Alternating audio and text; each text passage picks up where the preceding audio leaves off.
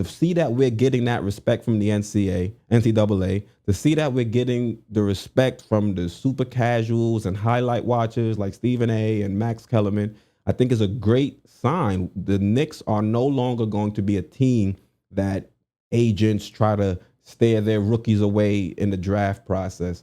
We're no longer a team where, the pundits are already counting us out. This is a team that is being respected more and more day in, day out by other peers around the league. And that's exactly what you want when you're instilling a program like Tom Thibodeau's. You want to come in here, you want to completely change the perception of this team, and that's exactly what this front office and Tom Thibodeau is doing. And as a Knicks fan, I don't think that can make you any happier.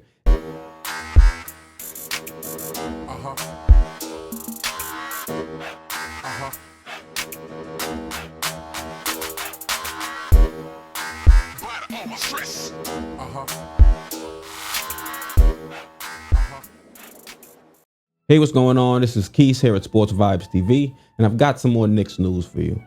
The reports are that Kenny Payne will be interviewing for the head coaching vacancy over at DePaul University. And I think this could be a very good move both for Kenny Payne and for the Knicks if he's able to get the job. Now, some people might look at it and they'll say, Kenny Payne is a very good coach. He's credited for some of the recent play or some of the play of Julius Randle this season. And, I wouldn't argue with that, but I would say let's look at this and let's look at the positives that can be gained from Kenny Payne moving on and moving back to collegiate basketball. Now, we know that in 2023, draft picks will be able to be selected from high school, and you can stash them over in the G League and let them develop there. Now, if Kenny Payne is going to be a head coach in college, he's going to be very involved in recruiting both the AAU circuit and the high school circuit. Now, where did I just say players are going to be able to get drafted from? High school. So if you look at the draft we had this year, we selected Immanuel Quickley. Immanuel Quickley is a player that in most mock drafts had ranked as a second round talent. But guess what? The Knicks had some information that was not accessible, was not available to a lot of other teams. And guess who was a major force in drafting Immanuel Quickley? Worldwide West. And where is Worldwide West's major connection to? Kentucky.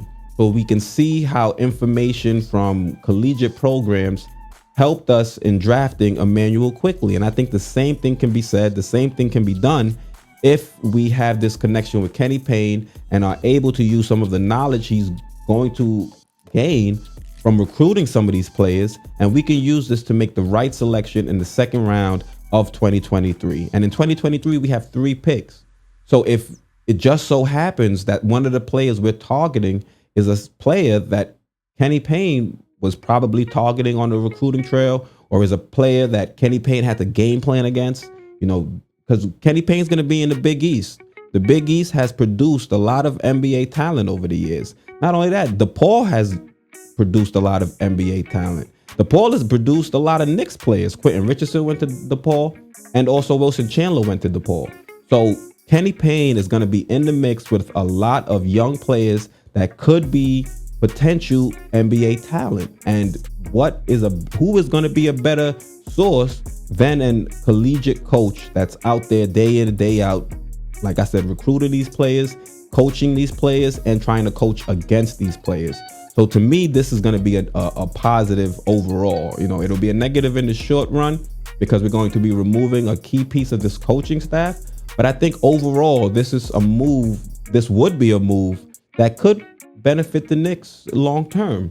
Not only that, the fact that we have collegiate coaches looking at the Knicks and trying to pluck our coaches, I think is a great sign. If you look at any sport out there, the best teams always get coaches plucked from their staff. Look at the Patriots. Year in and year out, they're trying to recreate the same magic with Bill Belichick by finding his coordinators. It doesn't really work out, but hey, you can see that his coaching staff is garnering the respect that they deserve.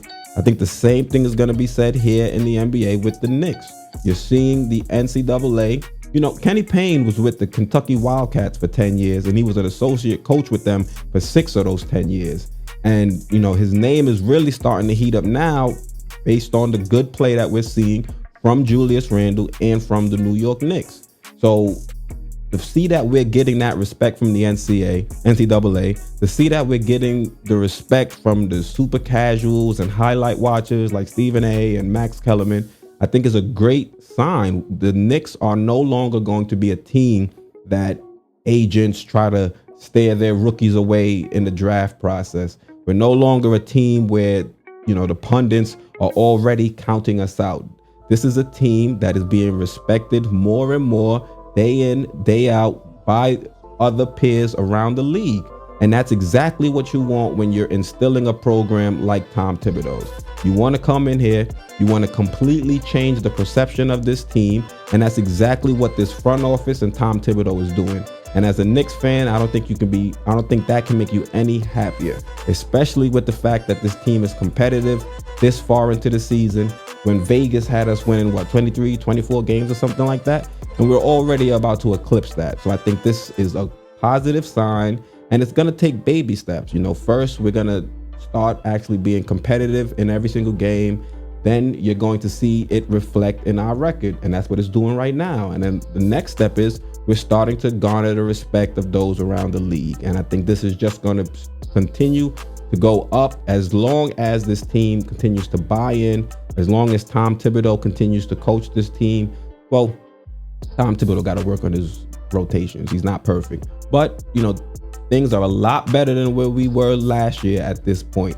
So let me know what you think down in the comments. Do you think Kenny Payne is going to be a big loss, or do you see it like me, where it'll be a loss, but these connections that we're going to be able to build and potentially use in the future down with him and being in DePaul, do you think that is going to be more beneficial than the loss of him on our coaching staff?